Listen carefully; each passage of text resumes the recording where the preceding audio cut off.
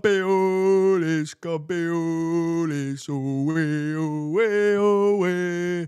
Hello, everyone, and welcome to Barça News. It is May 11th, 2026, and today we're gonna be talking about some exciting stories. Starting with that Barcelona have set a record financially when it comes to El Clasico. Also, Hansi Flick, we're gonna talk about his contract. And finally, Joao Cancelo taking the first step to secure his transfer to Barcelona. We have a lot to discuss, so let's begin.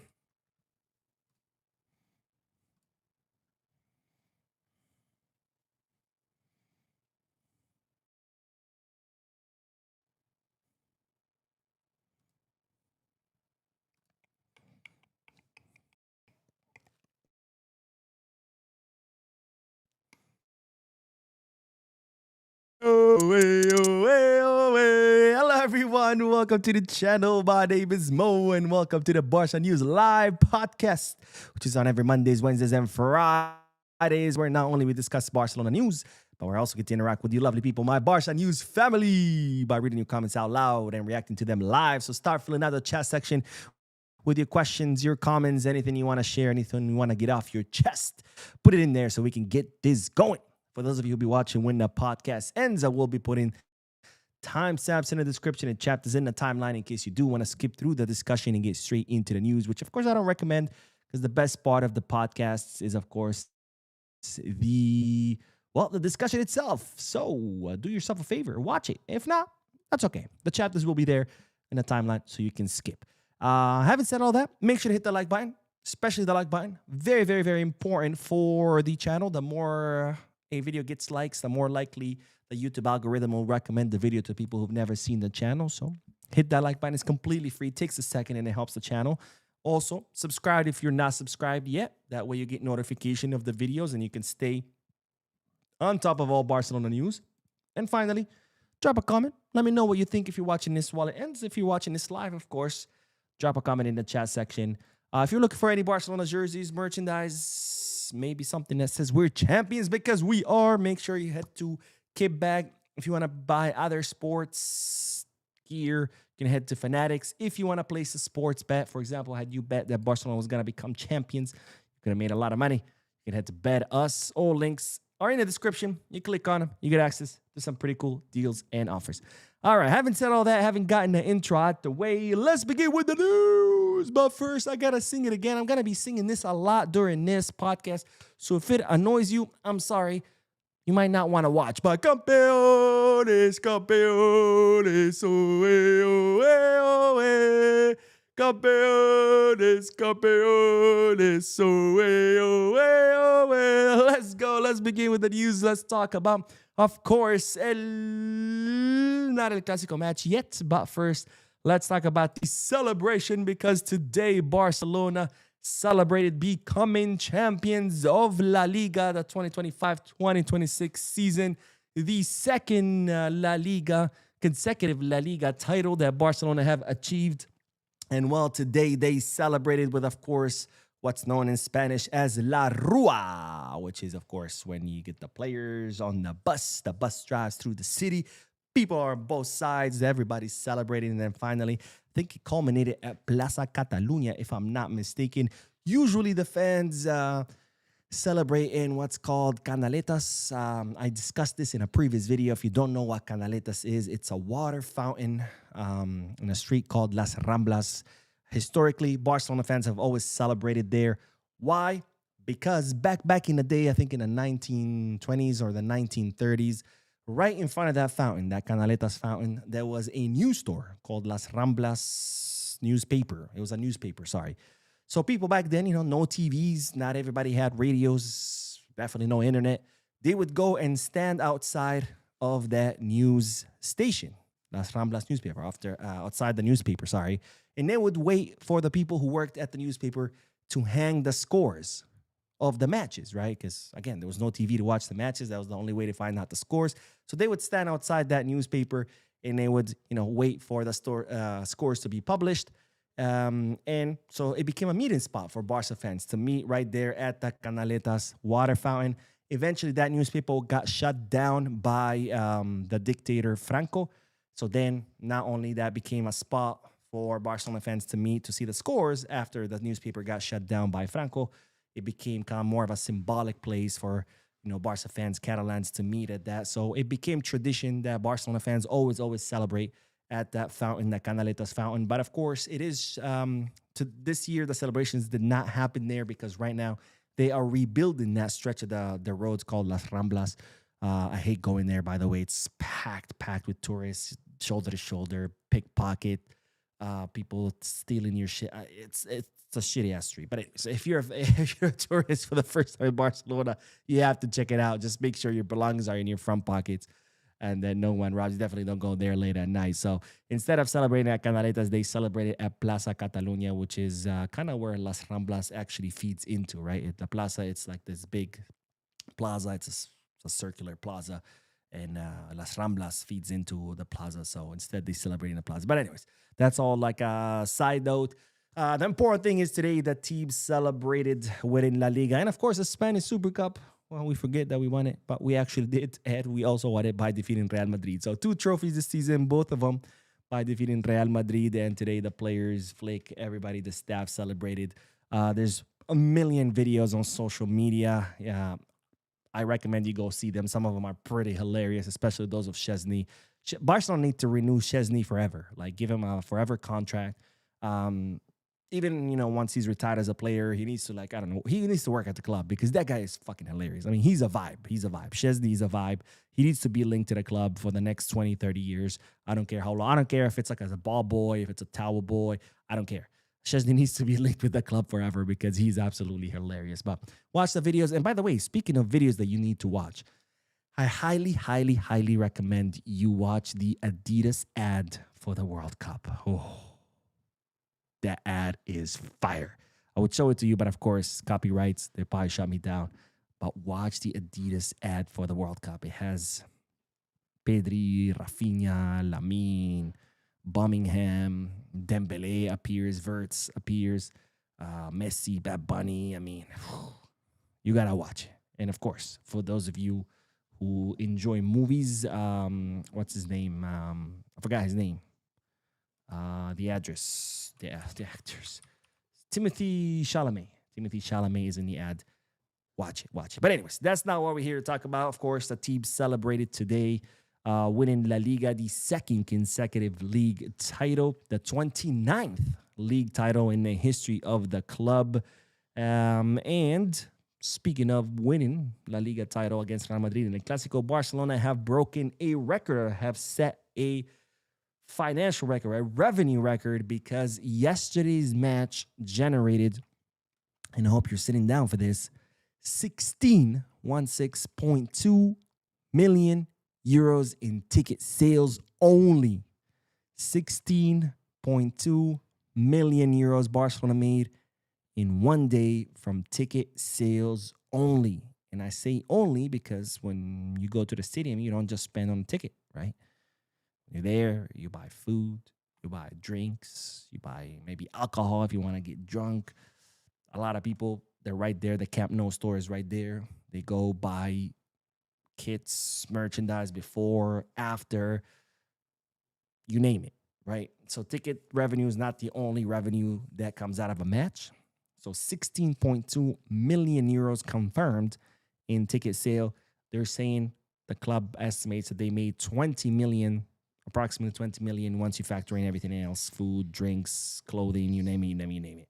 Absolutely crazy numbers, especially when you take into effect or into consideration that the stadium is only at 60% capacity, right? Yesterday, there were 62,000 people at the stadium, and that's only the first 2 rings, right? We still have the 3rd ring that's being constructed. We still have the VIP rooms that are now done. Eventually the stadium's capacity is going to be 105,000. Approximately, it's 104,300. But let's round up to 105,000.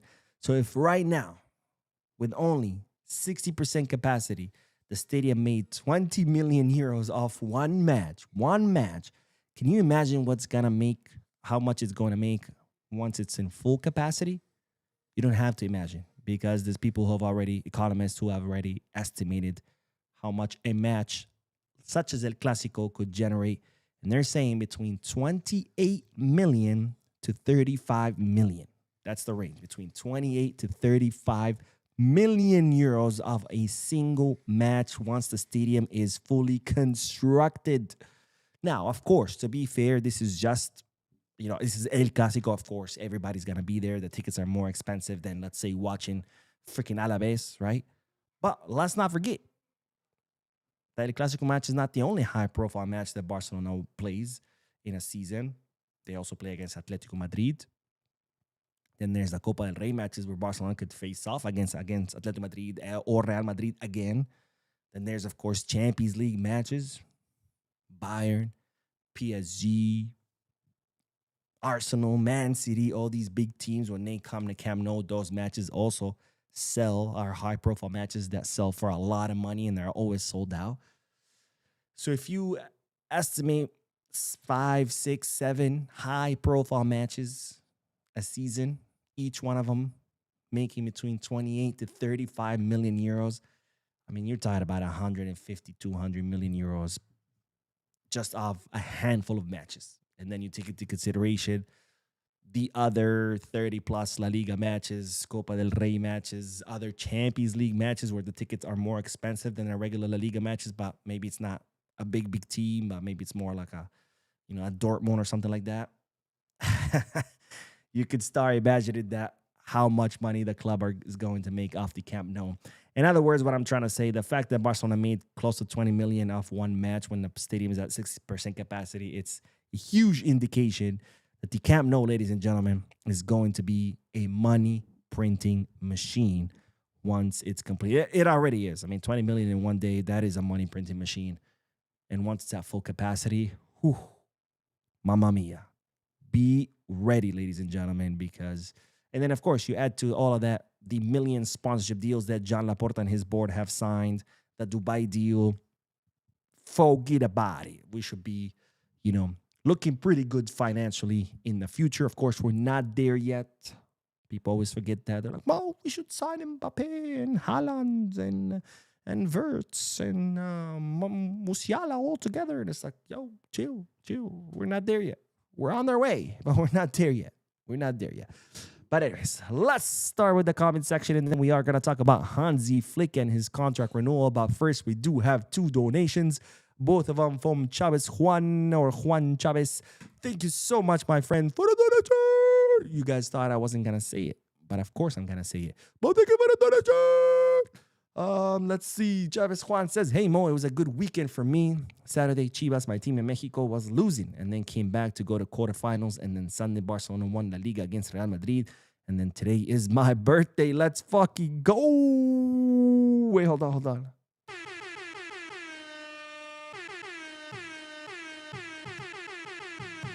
Happy birthday, my friend. Let's fucking go. What a weekend, by the way. What a weekend. On Saturday, you see your team make a comeback. On Sunday, you see your other team become champion. And then today, it's your birthday. Happy birthday, my friend. Everybody, let's wish Chavez Juan, or Juan Chavez, I imagine, a happy birthday. That's absolutely amazing. Let us know how you're celebrating. If you want to, of course. If you don't want to share that part, that's fine. I understand. But let us know how you're celebrating. And let's see for the second donation. Let's go. Because Chad Squad says, what a good weekend, Mo. Amen, my friend. It was a great weekend. I sure enjoyed it a lot. I had a friend visit from out of town. He got here Friday. We went to dinner. Then we went for drinks on Friday. Saturday, I went and met Rivaldo. I'm gonna post a picture on the channel socials with Rivaldo. I got him to sign a kit that was a gift, that was an extra large, that didn't fit me. And I was like, oh, I'm going to turn that kit into my autograph kit. So first person to sign it is Rivaldo. And then at night, I went to a concert on Saturday. And then Sunday, of course, I got to see Barcelona become champions for the second season in a row, the 29th time in the history of the club. So it was definitely a great weekend. And again, happy birthday, my friend. Let us know how you are celebrating. And Tony, who says, my name is Tony from Liberia. I'm so proud of this team. I hope we win the Champions League next season. Amen, my friends. Amen. I hope so too. And Barca Got Culture says, Mo, on the last 30 year, we have won 17 La Liga. What a crazy achievement. It really is. It really is. I think we got spoiled with the Messi year, with the golden Barca years, that people forget how difficult it is to win a league and how much more difficult it is to win 2 consecutive leagues. I mean, that's a very difficult thing to do, right? Because people think, because winning is not the rule in sports, right? Winning is the exception, right? And that's something that people forget sometimes. They're like, oh, we gotta win. It's like winning is not the rule. Winning is the exception. For example, how many teams did not win the league? 19, right? Only one team won the league, Barca. The other 19 teams didn't, right? So winning is not the norm in sports. It's the exception. And to win a league, 38 matches, and you have to deal with fatigue, with other tournaments, with FIFA international breaks, with injuries, with travel, it's very difficult to win a league. And to have won twice in a row, that's even more impressive. And then you add to all of that the fact that we have no money, no signings. I mean, we signed Joan Garcia and Rooney Bardagli, 2 signings. I think it was like 27 million that we spent. I mean, what Flick has done is nothing short of a miracle. And Justice Boy says, hello, Mo, Justice Boy from the Gambia. Congratulations to all the Culés for the wonderful victory in El Clasico and becoming the champions of Spain back-to-back. Visca el Barça, my friend. Visca el Barça. And Spooky says, I think we should break the bank for Julian, as there are no good strikers in the market. We shouldn't break the bank for anyone because we're not in a financial position to break the bank. You break the bank, and you risk, actually you don't risk, you're most likely going to undo all the financial work we've done for the past 5 years. And that is not something you want to do just for one player. So no, we shouldn't break the bank now for Julian. Even if Haaland says, hey, I want to go to Barca, but Man City won, 150 mil like they want for Julian, I still would say no. Even though Haaland at Barca, can you imagine Haaland at Barca with Lamine feeding them balls and Rafinha and Pedri and Gabi and Fermin all feeding them balls? I mean, Olmo sending them heel passes. That guy would end up with like 90, 100 goals in a calendar year. And we would probably win the Champions League with him. But you got to think about the club's long-term financial health, right? You can't look at the short term.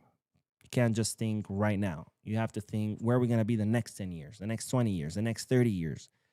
And breaking the bank is not the way to make it to the next 10 years or next 20 years, because you might not make it to the next 10 years, 20 years if you break the bank when you're in a very delicate financial situation. Last comment, and then we'll get back to the news. But He's Lord says, hey, Mo, greetings from St. Lucia. All right, Caribbean in the house. Let's fucking go. Congrats to us on winning La Liga. And what a beautiful free kick goal by Rashford. What a banger, by the way, by Rashford. The disrespect, ladies and gentlemen. Rashford kicked that free kick right at where Courtois was standing. And he still scored. The disrespect, ladies and gentlemen. Usually free kicks are kicked to the opposite side, right, where the goalkeeper is not, right? That's why players always practice curving the ball around the wall, right? Because half of the goal is covered by the goalkeeper.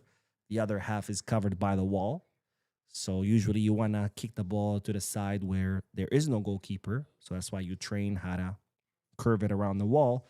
So you can get past the wall and you can score in that empty half where the goalkeeper is. But no, Rashford kicks it right at the goalkeeper, right at Courtois, and scores. I mean, the disrespect, ladies and gentlemen. What a banger. What a goal. Absolutely amazing. And with that, let's get back to the news, because we do have to talk about Hansi Flick, because we do have great news, ladies and gentlemen, in regards to our one and only, the coach who, before we talk about that, I wanted to share this with you. I completely forgot. Um, this was, remember when Madrid won La Liga by beating us 2-1 in El Clasico back in October? Well, Jude Bellingham posted the following: "Talk is cheap. A la Madrid siempre," which means a la Madrid always. He misspelled a la. It should be haha Madrid. So yesterday, when Barcelona won, Lamine Yamal posted, replied to him, "Talk is cheap," with the crying emojis. What's that saying about that?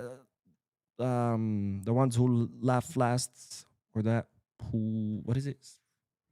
If you laugh last, or whatever. You know the saying. I can't think of it right now. Well, this is a perfect example of that, because here's Jude Bellingham celebrating beating us in the Clasico by saying talk is cheap. But who's the one who won La Liga? This is the perfect how it started versus how it ended.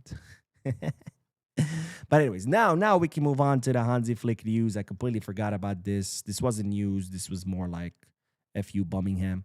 But let's get back to the news, because we do have to talk about Hansi Flick, the one and only Hans Dieter Flick, our amazing, brilliant coach who made us believe once again that everything is possible. A coach that came to the club during a very dark and difficult time after a season after we ended a season trophyless, after a season of many thrashings at the hands of other teams in an era where Xabi told us that thrashings were no longer a thing. During a time that Barcelona were in very tough financial situation because we had no money. Of course, we didn't have money before when Xabi was here, but at least during those years, the club sold assets and used that money from the sales to bring players. But here, Fleck arrived. There were no assets to sell to bring money, and there was no money. And yet, in such a short period of time, in a matter of weeks, he turned this team from what was a snooze fest, a team that you did not enjoy watching, a team that you did not want to watch because they were so terrible, a team with no money, a team with no signings, a team that hadn't won anything. All of a sudden, in a few weeks, he turned them into a goal-scoring machine, a steamroller that went on to steamroll a lot of big teams, including Bayern and Madrid.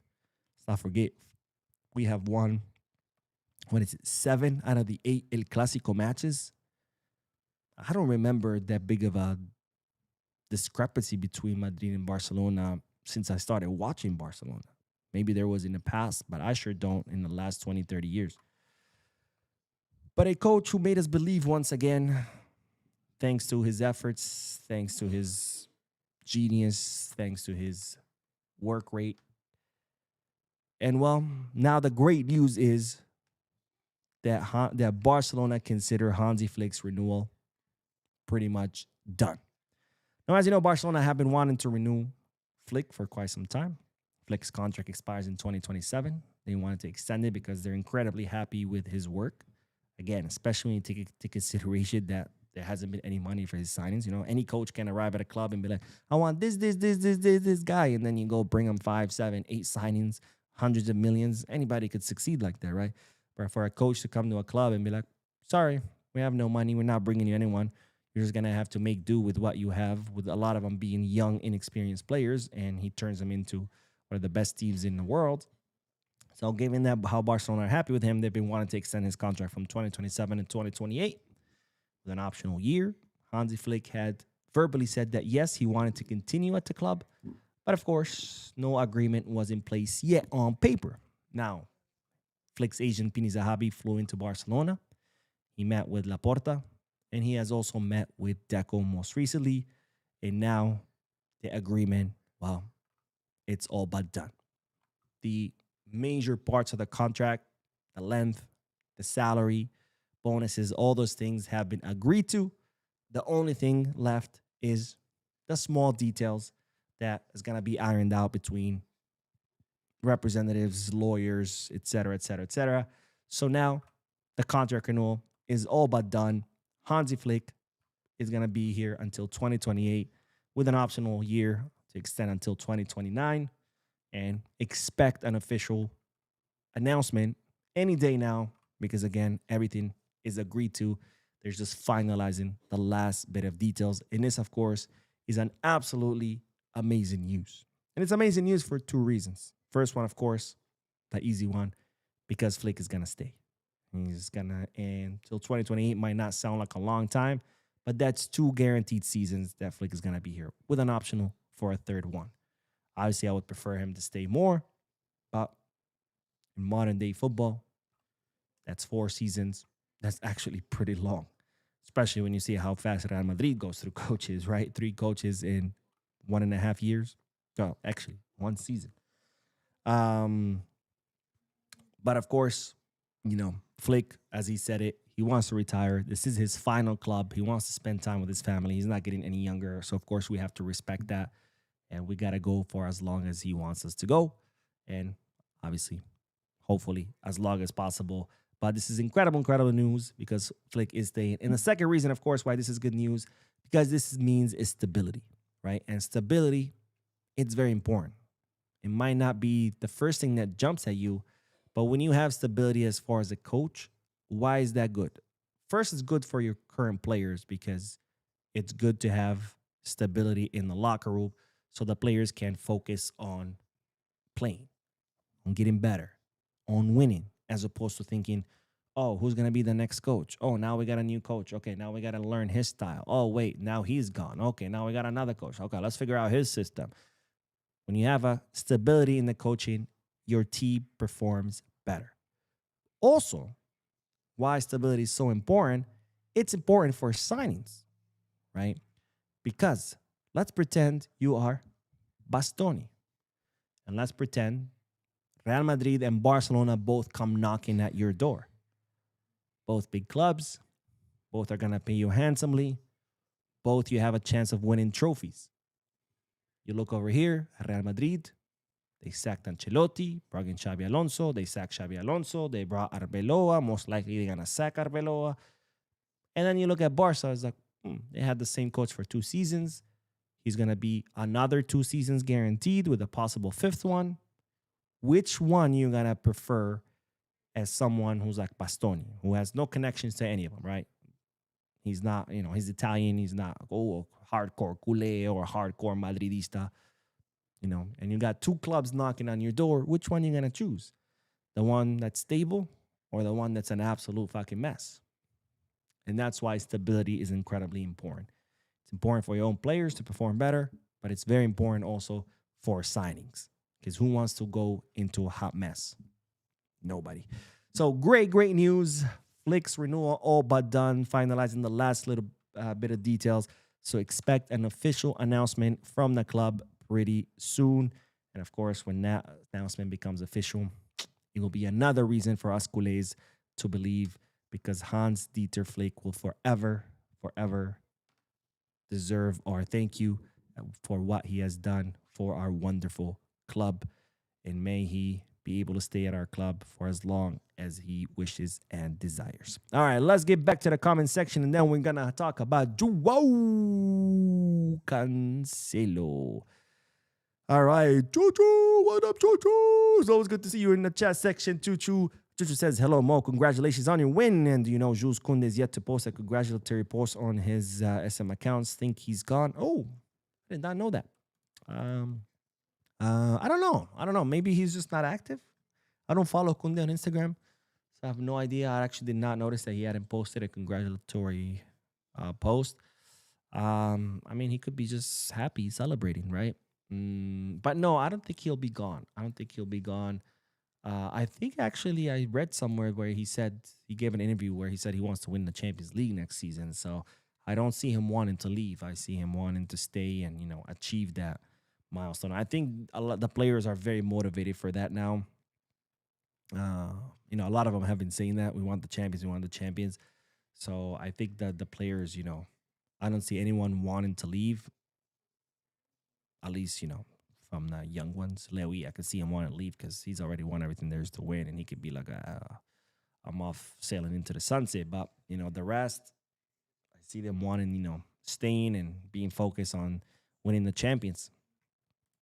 That Rebel Pilot says, "Hey Mo, now the league is finally wrapped up. Let's hope Barca start making moves for the summer window, especially with the World Cup just a month away, so we can aim for that very long overdue Champions League." Ideally, I would want Barcelona to wrap up its signings before the World Cup because you never know. These players might go into the World Cup and their values might skyrocket, and then you're like, all right, never mind, I can't afford it anymore. But of course, that's very highly unlikely. Highly unlikely. I'm not saying impossible. It's not. There's players who have signed for teams or made moves before the World Cup began, but it's highly unlikely because players are usually focused on the World Cup, right? They're focused on the World Cup. They're gonna finish their seasons, then they're gonna join their teams, start training with them, play some friendly matches in preparation for the World Cup. Then the World Cup's gonna begin. So they're not thinking about what's my next move or what club I want to go to. They're thinking about World Cup, World Cup, World Cup, right? Now, in the case of Bastoni, of course, we don't have to worry about that. And that's not a dig at any Italians that might be watching. That's just the reality, right? He's not going to the World Cup because Italy's not going to the World Cup.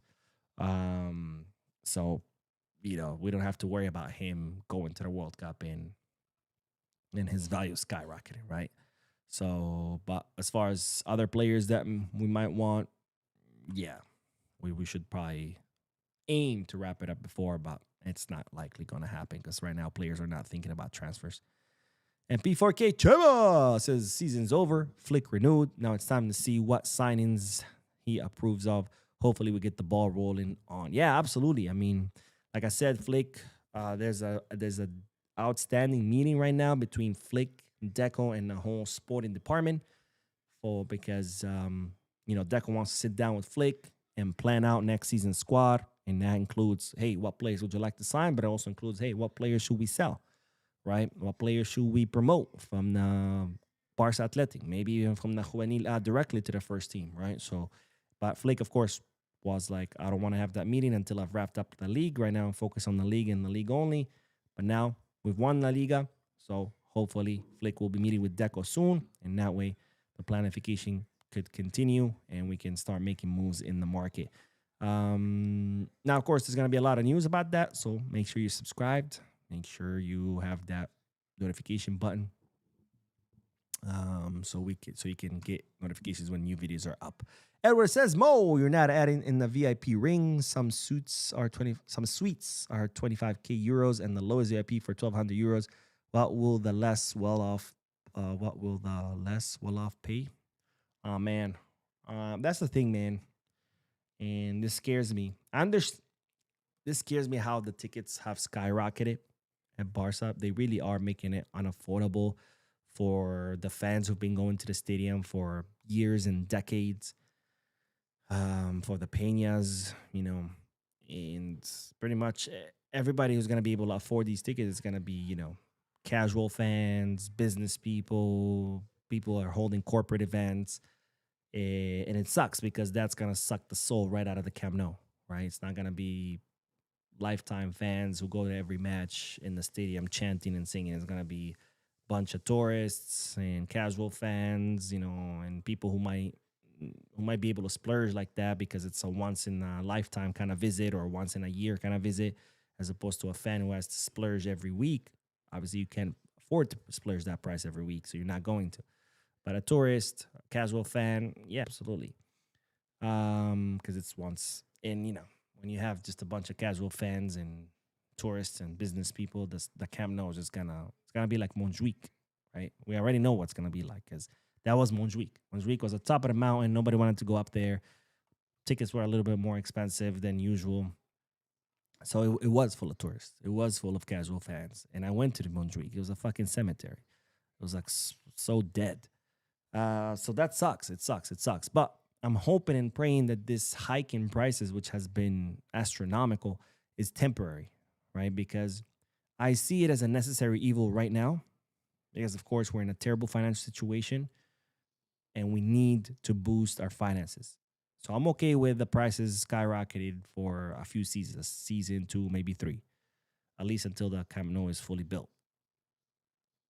But I'm hoping that the prices will go down later because I would hate to see the Camp Nou become this plastic stadium with plastic fans where you just go there and sit and clap and maybe do the wave every now and then, right? And Carlos says, I forgot Alcantara was part. Bro, me too. The coaching staff at Tilosai celebrating on the bus. Happy to see the man there. Flick really makes me smile. That man brought happiness to the fans. I love him. Yeah, 100%. I forgot that Thiago was part of the staff. I saw him yesterday. Actually, was it yesterday? Was it today? I think it was today because today I would rewatch the match. Well, not all of it, like just certain parts that I wanted to rewatch so I could see like the play with more detail. But at the end when they're celebrating, you can see him come out and he hugs Flick and he's hugging the players. And I was like, wait, Thiago, he's still on the staff. Completely forgot about him. But I guess he really wanted his privacy. I guess he was tired of all the attention. Maybe I don't know because he did say that part of his agreement to come to the club. First, when he came to the club and he was helping Flick, there was like no word, right? They would try to hide him. The only pictures we had of him is of photographers sneaking pictures here and there, but they really, really kept it under wraps. And then when he signed the contract officially, he was kind of like, okay, I'll come, but I don't want to travel with the team. I guess he's trying to lay low. That's what I'm trying to say. And I guess it's worked, right? Because he really has laid low. Like we completely forgot he works with Flick's staff. But yeah, seeing him yesterday, I was like, oh shit, he still works here. And Raul says, I would love to see Tommy Marquez playing. Keep up the good work. God bless you at Visca Barça. Visca Barça, my friend, and God bless you and my entire Barça News family. Star says, when we get back in great financial shape, it's over for Europe. They are not ready. Let's not make that statement because I remember someone in the YouTube community saying something like that about a certain dictator, and we all know how that ended. Mick Barca says, well, let's be honest, we never rated Madrid. Even in Ronaldo era, we didn't really see Madrid as a big threat. I mean, the thing is, Madrid's always Madrid, right? Madrid's always a competition. It's our arch rival. They can always cause damage, no matter how badly they're playing, because they're such a massive club with such deep pockets that they're always going to be able to sign some of the biggest names in the world. And when you have some of the biggest names, you can always cause damage, right? Does that mean we should fear them and we should have a complex? And no, absolutely not. I think we should be proud of our team and we should always believe that we can compete with them. And sure, sometimes we're going to lose. Sometimes we're going to win. Sometimes we're going to draw. That's part of the sport. But you can never go in thinking, oh, they're so much better, or like being scared of them, because you should always be thinking, hey, I can compete with them. Now, whether you win or lose, that's another story, right? And that's all thanks to, believe it or not, Johan Cruyff, right? Because for the longest time, Barca fans did have a complex, an inferiority complex when it came to Madrid. Because for the longest time, Barca was this small underdog club, as opposed to Madrid was this huge club with so much money, with so much backing. I mean, they were the dictators club. I mean, they had everything laid out for them. It's like a silver spoon, in other words, right? And for the longest time, Barca fans did have an inferiority complex. But then when Cruyff came, he changed that. And I'm saying when Cruyff came as a coach, he changed that. And he made us believe once again that, hey, we're Barca. And we should only worry about ourselves. We should only worry about what we can control and compete. This whole crying about refs, this whole crying about, the pitch, the state of the pitch, this and that, and the injuries, all these lame-ass excuses that all these sorry-ass fans used to make back when Xabi was our coach. Same sorry-ass fans all of a sudden are against Xabi because he supported Victor Font. That was the return to that inferiority complex that Barca fans had before the arrival of Johan Cruyff. So when Flick came, and all of a sudden he was the embodiment of the Johan Cruyff principles, I was like, yes, finally. For all of you sorry-ass fans who used to criticize me when I used to criticize Xabi, I hope you see now what I used to talk about. And I hope you learn from that. I hope you learn from that in your own life. That you should never, ever excuse mediocrity. You should never defend mediocrity. You should never come up with a million excuses on why you failed. You should always look and think, how can I improve? What can I control? And how can I improve the things I can control? Not how I can sit down and cry and make up excuses for my failures. I hope you learned that. And if not, good luck. That's all I got to say. And Barca Mama says, what a great Mother's Day yesterday. I got a Fermina Wake and Barca as the champions. Let's go. Happy Mother's Day, Barca Mama. Happy Mother's Days to all the beautiful mamas around the world who go the extra mile for their kids. May God bless you. May God give you the strength to continue being the amazing moms that you are. And with that, let's get back to the news because we do have to talk about Joao Cancelo, who has fired some shots, and I'm going to tell you why that is relevant to Barcelona. But first, let's look at this amazing football achievement that Joao Cancelo has accomplished. This picture was part of the, I think, Mundo Deportivo or Marca. I think it was Marca who had Joao Cancelo. It's actually missing a trophy, believe it or not. But that's the state of sports journalism in Spain. But don't worry, because you got Mo. That's Marca. Here's Mo. And Mo has better facts for you. Because Cancelo has achieved an incredible football feat. And I don't mean feet as my stanky ass feet. I mean feet as in F-E-A-T. Because, ladies and gentlemen, Joao Cancelo has now won all 5 top European competitions. And that's absolutely wonderful. And here's the breakdown. Again, this picture from Marca only has 4 leagues. I'm going to tell you about the 5 leagues that Joao Cancelo has won. Starting with his 2013-2014 Portuguese league that he won with Benfica. Boom. Portugal, check. Then he won the 2018-2019 Serie A with Juventus. Boom. Italy, check. Then he won the 2020, 2021, 2022, and 2022-2023 Premier League with Manchester City. Boom.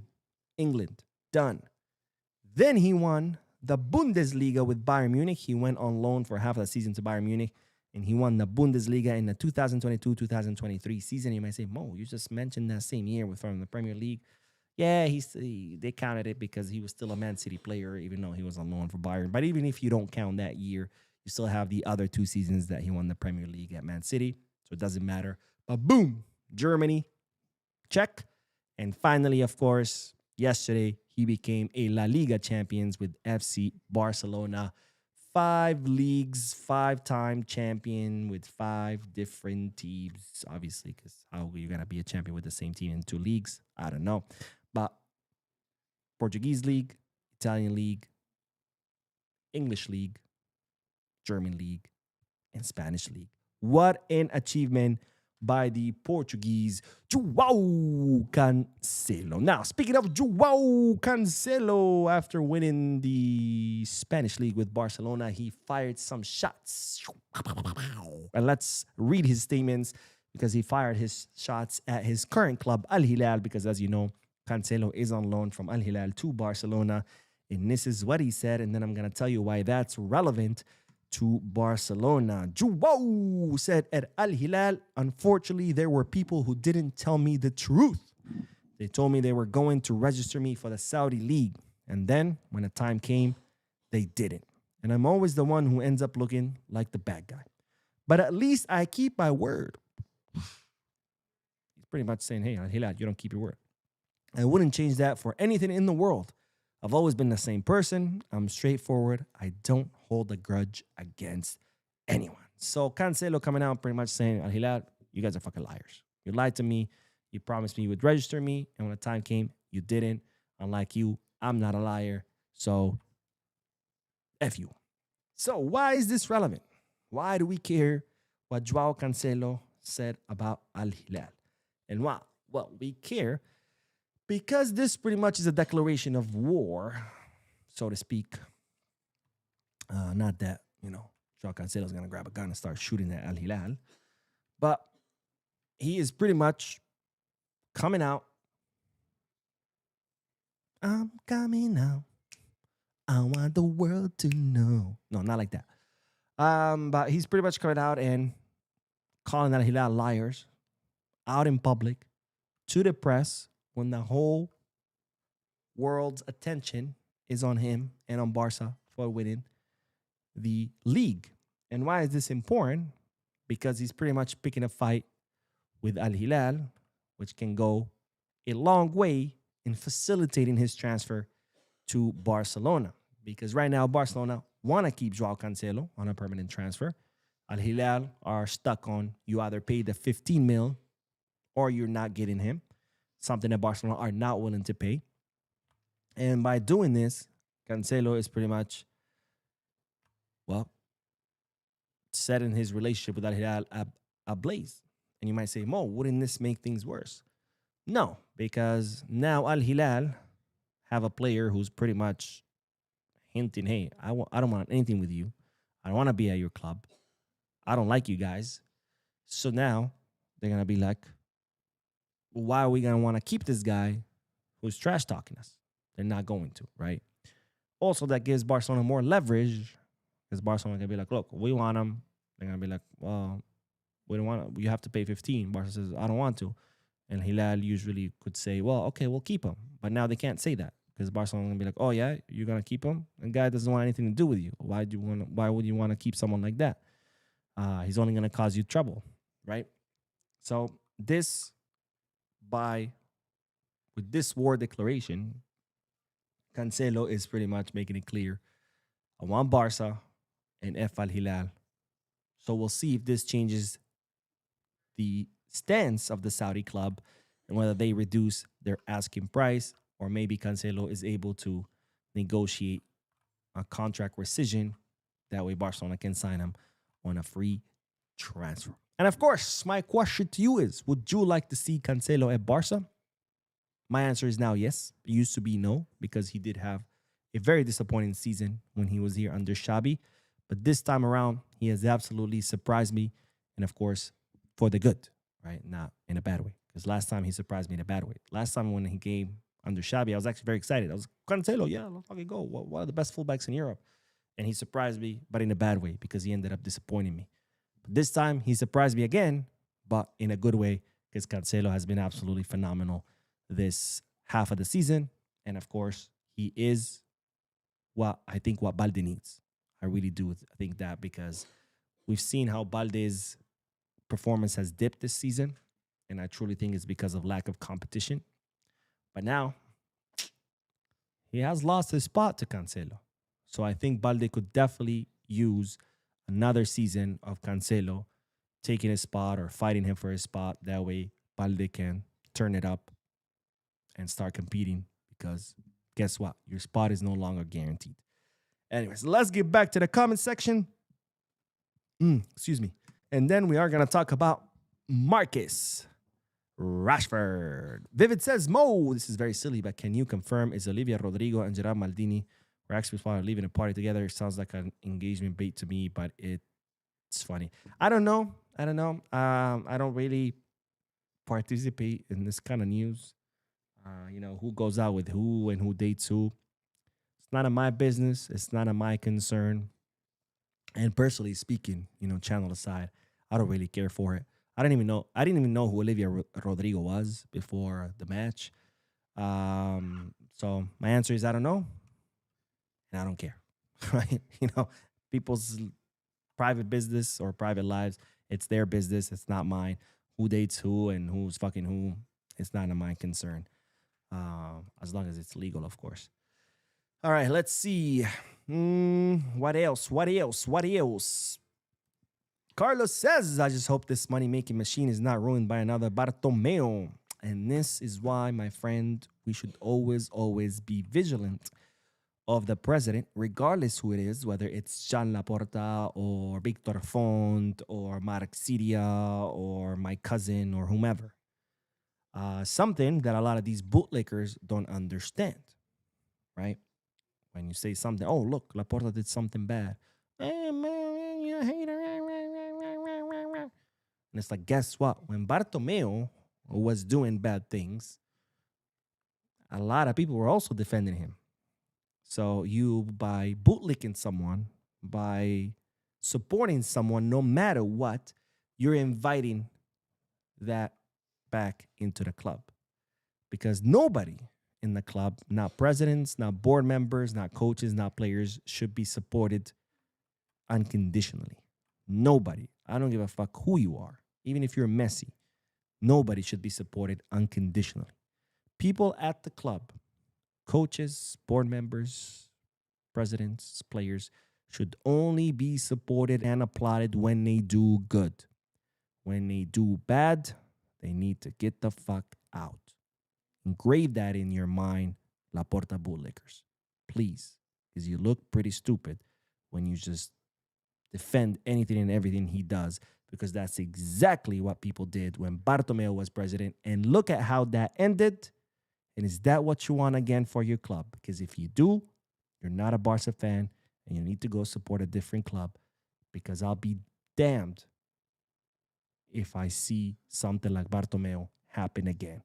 And if something like that could happen again, because of bootlickers like you, morons who cannot think for themselves and just want to attach themselves to someone and just chase him around like a sheep, well, that's your fucking problem, not mine. I will not sit quietly here and watch that happen again. Nielsen says, hi Mo, who's your best football entertainer ever? Had this debate with a few of my friends yesterday. What do you mean by football entertainer?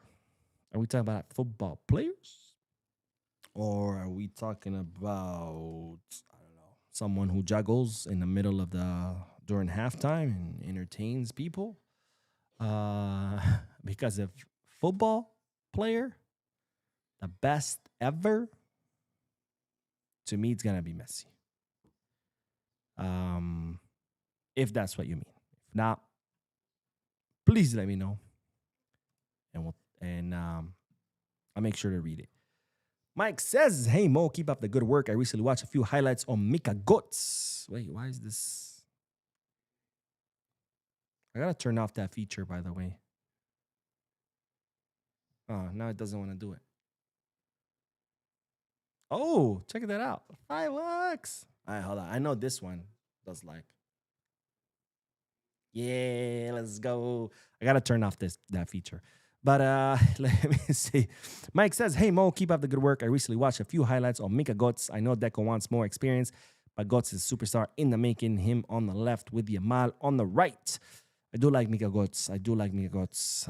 Again, it's not all over. We'll see what Flick says when he meets Deco. He might say, hey, Deco, you're stupid. Go get Mika Götze. Or he might say, hey, Deco, you're right. And then if that's what Flick says, that's what Flick says. Who am I to challenge what Flick says? Let's see. JBJ the Great says, have you look at Esteban Lepo? Statistically, his ideal fit for us. Elite finishing, composure, link-up play.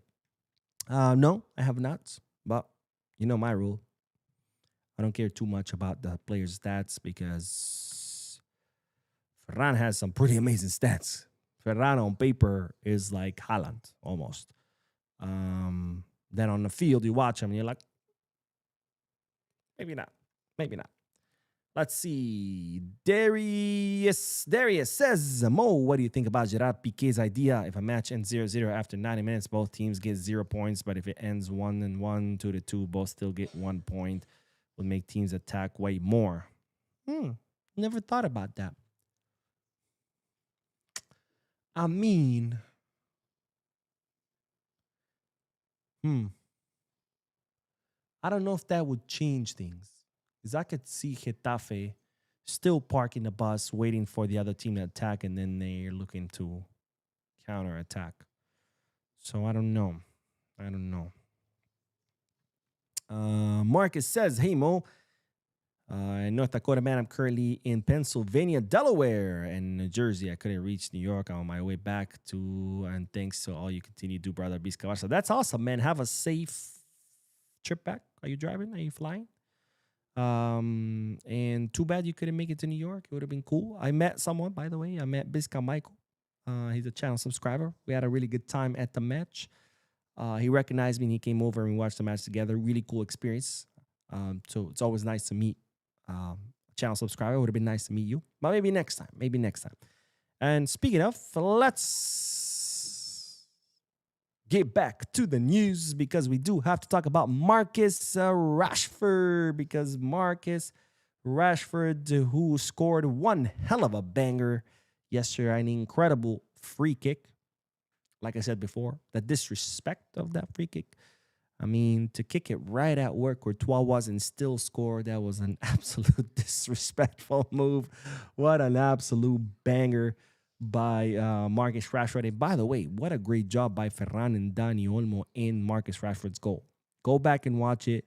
The way they run, right when Rashford's starting to run to take the kick, Ferran and Olmo run into the empty space to block the vision of Courtois. And it works because if you watch it in slow-mo, you can see how Courtois doesn't react until the ball clears the wall, which is the same level as where Ferran and Olmo are. So great job by Olmo and Ferran running to block the vision of Courtois, which causes him to react late. But, and of course, even better job of Marcus Rashford scoring that one hell of a goal again, right at where Courtois was, and still makes it. I mean, that's absolutely disrespectful. So one hell of a banger, but that's not what I'm here to talk about. I'm here to talk about his statements that he made after Barcelona became La Liga champions, because Rashford said the following: I don't know if I'm going to stay. I am not a musician, but if I were, I'd stay, so we will see. So Marcus Rashford making it very clear that his desire is to stay, but of course recognizing that it's really not up to him completely, but if it was, he would like to stay. And of course, the question is, should Marcus Rashford stay? Because his contract is set to expire in June. He has an option to buy worth 30 million euros, but Barcelona have decided against paying those 30 million euros. They have tried to ask Manchester United for a lower price or for another loan, but Man U have said absolutely not. You either pay the 30 mil or you cannot have him, which again, something that Barcelona not willing to do. So the question is, should Barcelona pay those 30 mil and keep Marcus Rashford? Now, let's look at Rashford's numbers real quick, and then we'll talk about what I think Barcelona should do or not do in regards to Rashford. Now, these are Rashford's numbers this season: 47 matches played, 14 goals, and 14 assists. So a 28 goal contribution. Pretty impressive numbers for the English attacker. Now, in La Liga, he has played 30 matches, scored 8 goals, and provided 9 assists. Champions League, 11 matches, 5 goals, 4 assists. Copa del Rey, 4 matches, 1 goal, 1 assist. Super Cup, 2 matches, no goals, no assists. Now, let's look in the Champions League where his goals, where he has scored goals. He scored 2 against Newcastle, provided an assist against PSG, 2 goals against Olympiacos, and an assist. Nothing against Club Brugge or Chelsea, an assist against Frankfurt, an assist against Slavia Praha, 1 goal against Copenhagen, nothing against Newcastle in the first leg, nothing against Atletico, and nothing against Atletico again. Now, let's look at, whoa, why is this stop scrolling? Let's look at La Liga. He provided assist against Valencia, Getafe, Real Oviedo, Real Sociedad, scored against Sevilla, assisted against Madrid, scored against Elche, 2 assists against Celta Vigo, an assist against Real Betis, a goal against Real Sociedad, a goal against Elche, and then goal against Atletico, Espanyol, Getafe, Real Madrid, and then an assist. Copa del Rey, he scored against Guadalajara, assisted against Albacete, and Spanish Super Cup, no goals, no assists. So these are the numbers of Marcus Rashford, and of course, pretty impressive numbers. 14 goals, 14 assists, 28 goal contribution in 47 matches. So the question is, should Barcelona pay the 30 million euros for Rashford? And here is my response. My response is no. You might say, Mo, what the hell are you talking about? You just reviewed Rashford's numbers. Here is why. Because people think about the 30 million as if that's it. 30 million and that's it. He's ours and we're good to go. But that's not the case. Marcus Rashford has a salary worth 20 million euros per season. That is a lot of money. If Barcelona sign him for at least 4 years, which is what he's going to want, you're talking about 80 million euros in salary plus 30 million euros in transfer fee. You are at 110 million euros. That's not to factor in any variables, bonuses, amortization. You're talking about a lot of money. Now, Rashford is not going to come to Barcelona as a starter. We already have a starter in that position, and that is Rafinha. And this is why I say no. Because to spend that much money on a sub, it just doesn't make any sense to me. And yes, don't get me wrong, his numbers are impressive. But as you notice, those numbers are not very consistent. As in, he goes a lot of games without scoring or assisting, and then he'll have a series of matches where he does, and then he goes off again and on again. So not only is he going to be a sub, but he's also going to be an inconsistent sub. A sub who Flick decided to rely on midfielders over him. Remember, when Rafinha got injured, Flick resorted to using Fermin. Sometimes Dani Olmo used to alternate there, even though Dani Olmo would start in the midfield, but then he would drop to the wing. Gabi sometimes would drop to the wing. So Flick opted for 3 midfielders over Rashford when Rashford was an actual left winger. Even yesterday, when he scored that golazo, Flick opted for Fermin over Rashford, even though Rashford is a left winger, and instead he put him on the right. And the only reason he started on the right is because, well, Bardarji is not at the level where we need him to be for an El Clasico match. So we're talking about a sub, because he's going to be Rafinha's sub. Rashford is not going to take Rafinha's place. And an inconsistent sub at that, and an inconsistent sub who Flick prefers to use a midfielder over an actual winger in that left wing. So when you add all that up, all of a sudden you see why, or maybe you don't. I think that spending at least 110 million euros on Rashford just does not add up. It just doesn't. Not for a sub. If he was someone who was going to come and start, absolutely. If he's going to be a for sure guaranteed sub that's going to come in the last 30, 40 minutes, score goals and provide assists, like, okay, maybe. But he's not even that. So that's why it's a no. And even yesterday, by the way, goal aside, which again, one hell of a goal. I'm not going to take that away from him. He still had a bad match. Of course, people see the goal and they forget everything. But he still had a bad match. He still wasted a 1v1 against Courtois. He still sent a cross flying. And he's done that a lot, by the way. Go back and watch the matches. He does that a lot. He'll take off running at the wing, and right when he has plenty of space to send the cross, he sends a cross flying, bro. Flying. And it's like someone who's going to cost 30 mil plus 20 in salary should not be sending crosses flying like that. Someone who wants to be signed by Barcelona cannot waste a 1v1 in the most important match of the season in El Clasico. And this is why I say no. Now, having said that, I'm very thankful for what Rashford has done. 14 goals and 14 assists. Those are one hell of a numbers. Don't get me wrong. I'm not here to minimize what he did. I'm not here to say, oh, those are rookie numbers. Not at all. Very impressive numbers. And for that, very thankful for what Rashford did. But to me, it's a thank you and goodbye, as opposed to thank you, see you next season. But of course, I want to hear you guys' thoughts. Let me know. Rashford, yes, no, maybe. And of course, tell me your reasons. Why do you think that answer? Whether it's a yes or no or maybe.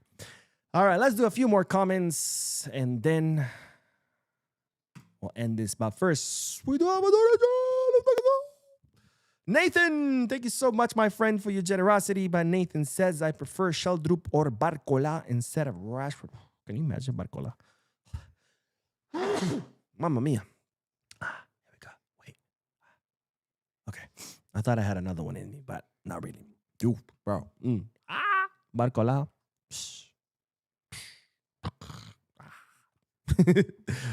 That's how I feel about having Barcola on Barca. It'd be nuts. It'd be crazy, man. Barcola on the left, Lamine on the right. Woo! But, of course, that's all going to depend on how much money you end up spending on a center forward and center back. Because number one priority, numero uno, center forward, followed by the center back, followed by the left wing. So once these two are wrapped up, we'll see how much money we have left for this one. And no, I'm not giving you the finger. This is my ring finger. So we'll see. We'll see. Like I said, maybe sign Blahovic for free. Bring Vaskovic for 30 mil if Tottenham get relegated. But even if they don't, if you can negotiate 50 mil for Bastoni or 55 mil for Bastoni, you're still left over for 90 with 95 for Barcola, and they're saying Barcola is only going to cost 70. It's possible. It's possible. It's possible. It's possible. It's possible. It's possible. All right, let's see what else. Kevin says once he scored that free kick, I screamed, let's sign him. But then he reminded me why we shouldn't sign him. Him crossing the ball to the fans rather than to our striker, and he's skill building up is so bad. Yeah. Yo, again, one hell of a goal. I'm not gonna take that away from him. Wow, what a banger of a goal. What a By the way, when he was setting up for that free kick, I was literally like this. I said, and I was saying it out loud, please, Rashford, please, for once in your life, please. And boom, he scores it. And I was like, my prayers are answered. Thank you, God. Thank you, thank you. Oh, and Bisca Michael, what's up, man? I got to be Bisca Michael during the match on Sunday during the Clasico. He recognized me at the Peña bar, and he came and said hi, and we watched the match together. It was great meeting you, Bisca Michael. He, by the way, he's the one who saw me pray, so he can vouch for me that I was praying. I was like, please, Rashford, please, for once in your life. And then he scored it. But Bisca Michael says, hey, Mo, nice to see you live again. I just wanted to say it was really nice meeting you. Those Peña guys create an incredible atmosphere. I can only imagine them being part of the supporters section. Yeah, man, it is. I hope you come out more often to the bar, or at least come out, for the big matches. I know people get busy and they have lives, but at least for the big matches like El Clasico or against failed Madrid, aka Atletico Madrid. You could always, by the way, El Cholo Simeone, he was talking, I think it was a press conference or something, and he was like, yeah, we knocked out the best team in the world twice. Like, that's literally what they're celebrating. He also said that the team met their objectives. I'm like, what objectives? Getting eliminated out of every competition? But anyways, that's the thing about mediocrity. It always looks good for those who defend it. But yeah, man, come out to the bar. Come out to the bar. It's a good time. It's a great time. Everybody there is nice. It's awesome. No drama.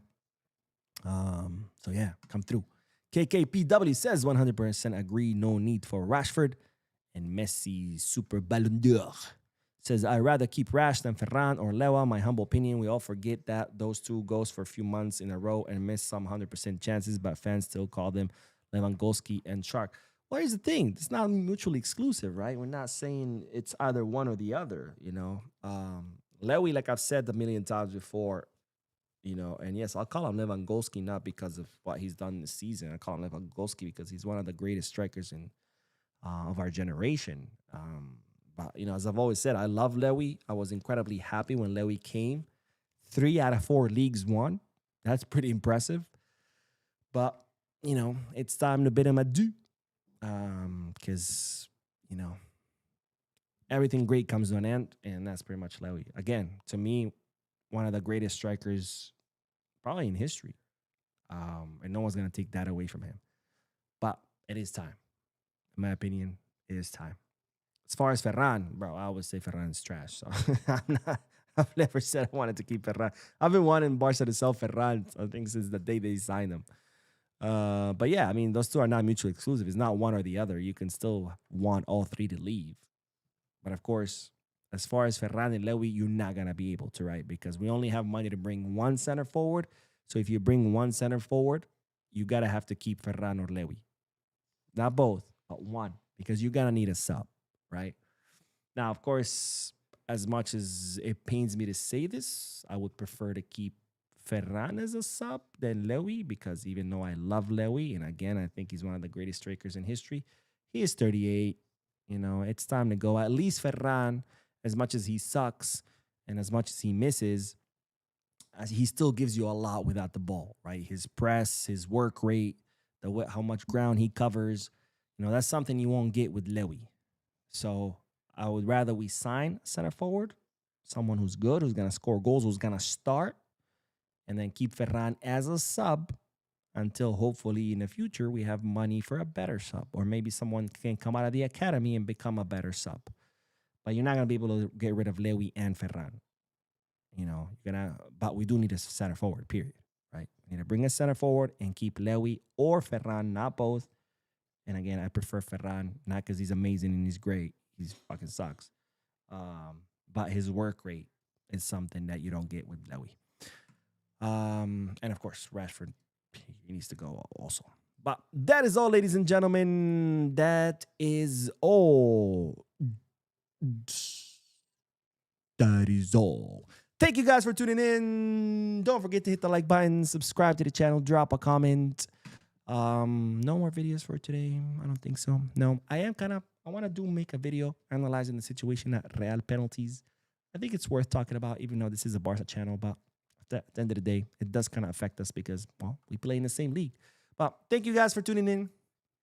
And as always, now and forever, Visca Barça.